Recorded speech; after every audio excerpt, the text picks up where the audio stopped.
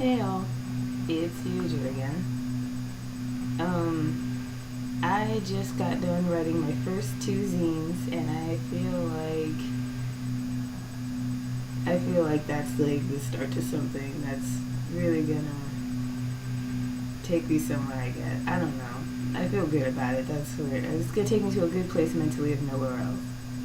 That's what a zine is gonna do. I wrote a letter to my childhood self, and I wrote a letter to my teenage self, and I made a point to write it in a way in which, if these were actually to be able to be delivered to those past selves, that it would be written in a way in which they could understand for the most part. I probably said some words that are a little too advanced for my childhood self, but I had to write in a way in which it was me. Like, it was important. Like, if these could be delivered to my past selves, I have to write it in a way that they know that it's me, so they would believe it and take it seriously and know that it's me, whether or not they could see me. You know what I mean? And as I like, the letter to my childhood self is like a lot less emotional than the letter to my teenage self, because I went through a lot of things in like the earlier part of my life, in both childhood and teenagehood, because of like I'm super emotional, and I had a lot of issues going on. I had what they classified as a learning disability, but like now as an adult that I figure out all the flaws of our public school system, I don't think I had a disability at all. I think our public school system is the one with the disability, and I was just fine. The letter to my childhood self is, I had an active childhood, but it's like, don't worry about not being good at school, like I just said, because you're a very new age person trying to work on an outdated system, and they're just not going to be able to help you. So just don't worry about it. Like, still do your best, but like, don't fret about it in the way that everyone else is fretting about it, because it's really irrelevant to how things actually work. And also, like, a lot of the emotional stuff that I was coming to, being such an emotional child. The letter to my teenage self, I cried a lot because I went through a lot as a teenager. Still being very emotional, and like at the start of it just kind of being picked on. But like, I've told this story like a few times before, like in much older videos that may or may not be where I'm posting it now, and especially with the situation with YouTube, I have multiple past accounts that may or may not have videos, and of course I have like blogs like everywhere all over the internet, excuse me, like at a lot of different points of my life. And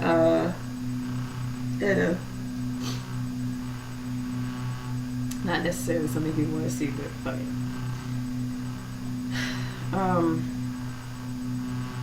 And then, of course, there are sites that I used to be active on and I'm not members of anymore, like DeviantArt and a lot of other places. Sites that I've made posts on it.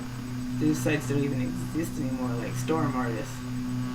And I was also on another site that had art in it that was like Sheezy or Skeezy Art. That site doesn't exist anymore, and I had a lot of posts and stuff on that. But like, to go through what I was going through back then versus how I look at it now, I was in my own version of hell. I was outed by someone who I thought was my friend about having a girlfriend, and I was basically cornered, and I decided to, I really didn't feel like I had a choice in whether or not I could be obscure about what was going on, because my girlfriend and I went to the same school, and back then I didn't really have like a non-gender conforming thing going on. Like, I didn't think about my gender back then like I think about it now. So, girlfriend, gay, whatever. Even though I've always identified as bi, really. Like, I never felt like I wasn't attracted to one because I was attracted to the other. I never felt that way. It really wasn't even a thing that was in question. Like, I never really questioned myself and how I felt. Like, could be like introspective and retrospective, but I was never like, did I really feel that way at that time? Like, no, I always feel the way that I feel, and I'm very confident in my emotions and stuff like that. And in that, I was basically shunned and outcasted by my peers. Most of my peers. Mostly the female ones. Of course, the male ones didn't care. But there were a lot of other issues going on with that particular school in that particular setting because it's the South. And it's also Louisiana with, like, the worst shit ever in every category, including the category of education.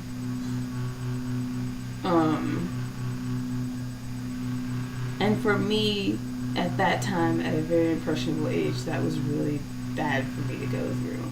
But it taught me about being half committed to honesty, because I was honest with my peers, like, to that degree of, like, do I have a girlfriend? Yes, but am I gay? No.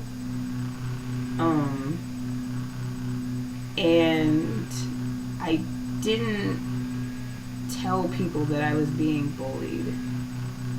Like, and it's like, it kind of happened over time. Like, I did start admitting that I was being bullied, but then I didn't say why, so it was like, I have to admit now, as an adult, and as a person that is about to be 30, when a lot of these things and thoughts happen, as far as I know, as far as the rest of humanity has told me, a lot happens when you get to your late 20s, 30s, whatever. Which is, that's the thing that I'm totally okay with being normal about.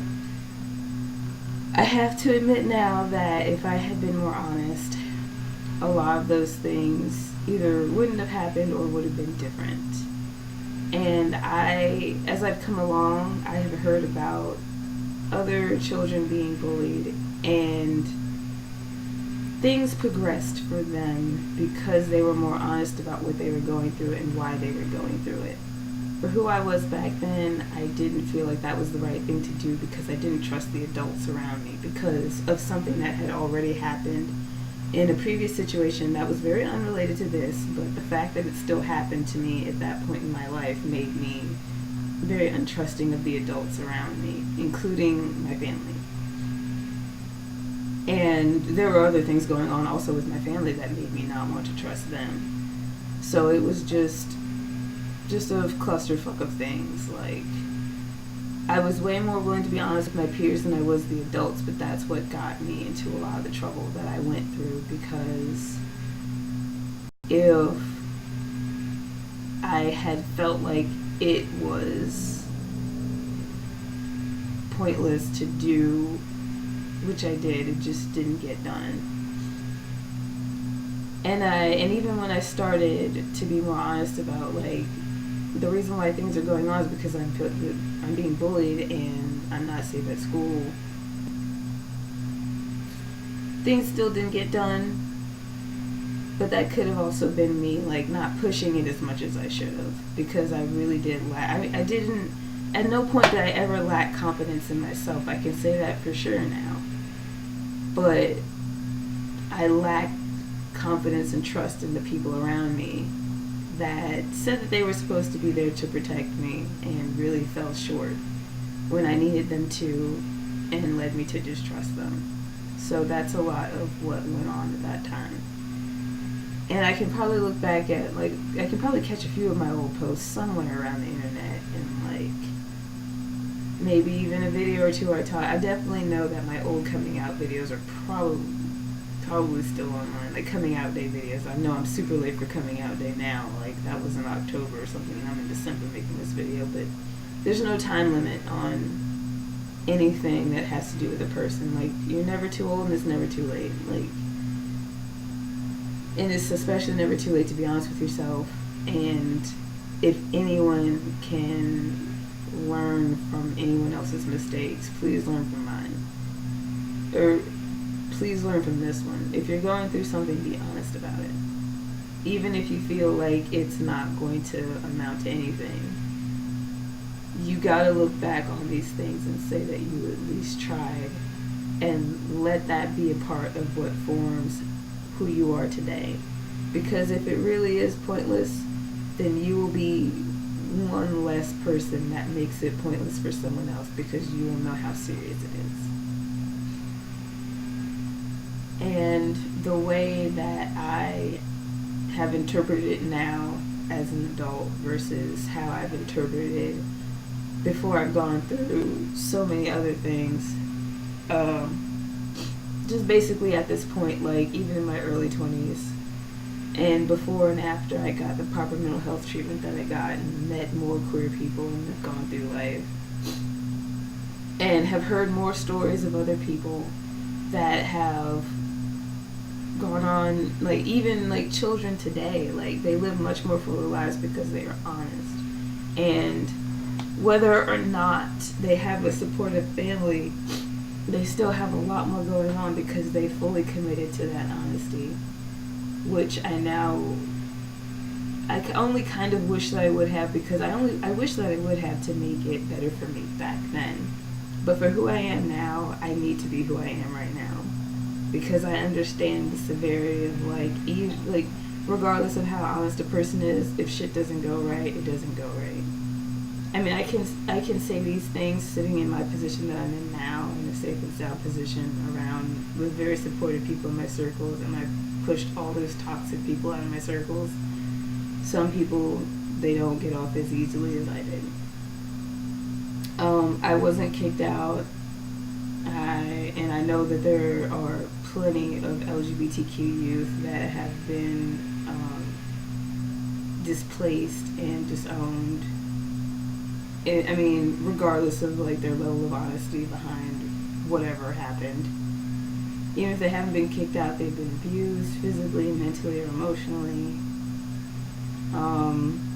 I went through a lot of emotional abuse with my family. Not so much related to that, but because my biological family is just an emotionally and mentally abusive group of people, not necessarily because of my sexual orientation or gender identity. So I just went through that in general, but like there are people where it's like a whole different can of worms opens up for them after they come out to whatever degree. And I can say that I'm fortunate that I didn't have to go through that, but I'm fortunate that I didn't have to go through such a drastic change with some things. Like the people that were abusive around me were still always abusive. Things didn't change after I came out. They were the same people that they always were. It just became more of a focus on me, because really I was already being bullied to a much lesser degree before that even happened. And my family was a shit show before all that even happened. It's when things dramatically change for people when my heart goes out to everyone, but it's like I feel a different kind of hurt and a different kind of sympathy, I think it is, when people, it's like things are fine and they believe that things will continue to be fine, or even if they have some doubts and they go ahead and commit to being honest and then things just completely change. I don't know what that's like. Like, I was raised in a very shit show place, so like everything's always been a shit show, but for things to go from being fine to being a shit show, that's like, I can't even imagine. And I'm sure that is its own version of hell that will be a thing that I never experienced. Things will never, because like now I have a lot more agency over who is in my circles, and if somebody wants to seem like they're cool and they end up being like shitty later for whatever reason, then I can just be like, alright, out with you, and cut you right out of my life. But some people can't do that. Some people aren't at the point in their lives when they can do that, especially not as a child or a teenager. And I just want to say that, I love, no matter what you've been through, I love you. love you for who you are. And it will take a lot to make me stop loving you. Like, you would have to kill a lot of people for, like, no reason. Like, if a lot of people were trying to kill you, then that's one thing. But, like, if you just went, like, mass murder or something, then that'd be like, yeah, we can't hang anymore.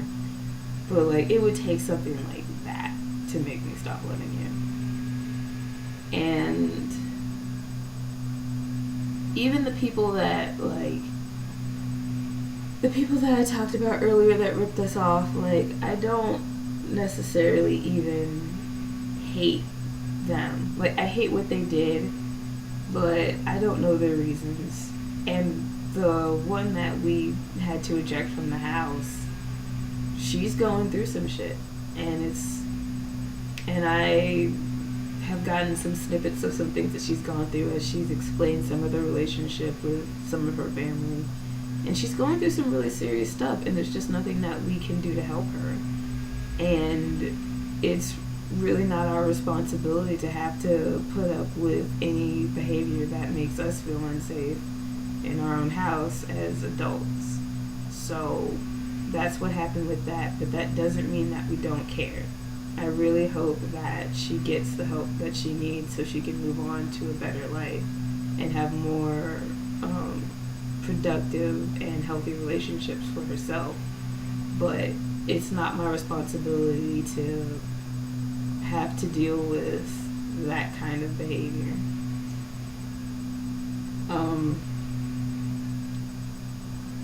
And as far as the other person goes,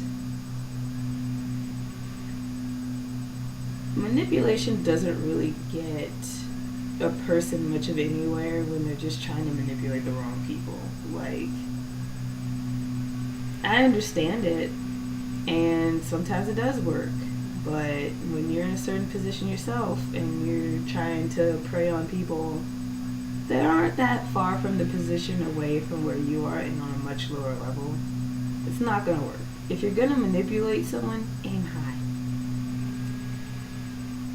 So, like, I don't hate you because you're stupid. I hate you because you tried to fuck me over. And over some small stuff, too. Like, and then I just used the word hate. That's not true. I don't hate that person. I just really, really, really don't like them. It's a plain white tease reference is still acceptable in the end of 2016. Because, you know, and then it's like, I accept how I feel, and those two people are just not allowed in anything that I am a part of because they're so toxic. I mean, everyone has a chance to change their ways. But right now, no. And you can't let toxic people in your life because all they're going to do is poison you and try to kill you. And that's advice for anyone. And it doesn't matter who it is. It can be family. It can be people that you thought were friends. People change. I believe that. And people change when they have the proper motivation to change. They don't just change on their own. And they're really not going to be inclined to change if they feel like what they're doing is working for them.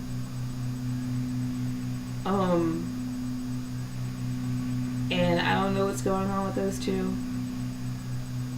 All I can do is hope the best for one of them because she's going through some really serious shit, but both of them can just really stay out of my life. And that goes for all the other toxic people. That goes for my biological family. That goes for people that I once called my friends that were very toxic people. And just anyone. And I hope that everyone can get to a point where they keep people that really want to hurt them out of their lives and not have to depend on hurtful people for anything down to just like hanging out, because it's like that's one thing that I was really bad at. I used to be one of those people that was I talked to someone else and I really feel a lot less alone since I talked to that person, where we would hang out with bad people. Well, we didn't know each other back at that time, like they lived somewhere up here and I was down in Louisiana, but we would hang out with just really bad people because it's like, because of what, speaking for myself, because of what I went through, I felt like I didn't deserve to hang out with bad people, but I was willing to hang out with anyone that was willing to hang out with me, because I should be glad that anyone wants to hang out with me, because I had such a low self-image. And I guess that was really the last thing that I felt alone about, because when the other person that I talked to said that, I just felt like a great relief. Like, I'm so glad that I'm not the only person that did that. Millions of billions of people in the world, and I know I'm not the only person that's ever done anything, but you have to hear it to be validated. It has to be there with you to know that someone else has gone through that. Like, you can suspect that out of all the people in the world, you're not the only one that's doing something, but to actually have that sense of camaraderie, that's a totally different thing. I mean, you can think it all day, but you have to hear it and see it for yourself to really feel validated. Well, some of us. Some people are totally okay with, like, hey, I know that happened, but like me, I'm not one of those people. I have to be emotionally connected to somebody in that kind of way. But I feel like this video is going on long enough. So, take care of yourselves and each other, and know that however you feel, whatever you're doing, whatever you're trying to do is important. And we should always work in the direction of human progress. We shouldn't discriminate against each other. We shouldn't shun each other. We shouldn't ban each other. Even with the way that we see prisons, we should really get rid of that, because it's obviously not working. We have better examples from other people's systems and how it does work. And the system that pushes people aside and uses shunning them and banning them as punishment doesn't work. And know that even when someone is doing something that you don't like, they're still people. Like, you may not feel that way, but like, they're a person just like you. I'm not trying to, like, devalue their actions. I mean, people's actions are important, and if they're trying to do something that's hurtful to you, especially in regards with things that we're very familiar with in the LGBTQ community, like people not allowing people in for hospital visits of their longtime partners because they're not married. And of course they're not married because they tried to hold the ban on same-sex marriage. So like, that's hurtful. That's people keeping away people from their family and friends. Don't do that. Don't tell other people what they should and shouldn't do with their own bodies. You can tell people what they should and shouldn't do with other people's bodies that could be harmful, but like, don't tell them what they should and shouldn't do with their own bodies. Like, let them be. Especially if it's a long-term decision that's just really important to them. And that's about it. Y'all take care.